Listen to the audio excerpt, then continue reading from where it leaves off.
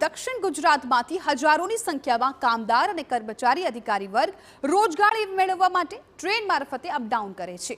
કોરોનાને કારણે બંધ થયેલી લોકલ ટ્રેન માંડ શરૂ તો થઈ છે, પરંતુ નવસારી રેલવે સ્ટેશનને બાદ કરતા અન્ય નાના સ્ટેશન પર તેનું સ્ટોપેજ ન મળતા ગરીબ અને મધ્યમ વર્ગના પરિવારોને હાલાકીનો સામનો કરવો પડી રહ્યો છે। વધુ પૈસા ચૂકવી ખાનગી અને બસની મોંઘી પરિવહન દ્વારા અપડાઉન કરવાનો વારો આવ્યો છે। અનેકવાર રજૂઆત છતાં પરિણામ શૂન્ય છે। બિલીમોરા સ્ટેશને અનેક યાત્રી સુવિધાનો અભાવ છે। બિલીમોરા અને એના આજુબાજુના ગામોના અંદાજિત 20,000થી વધુ લોકો નોકરી ધંધા અર્થે મુંબઈ, વ્યાપી, વલસાડ સહિત વિવિધ શહેરોમાં અપડાઉન કરે છે।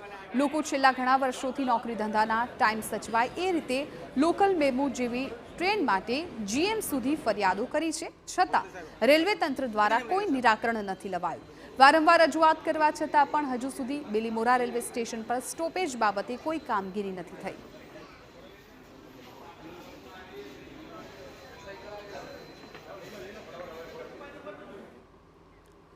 પોરબંદર હોય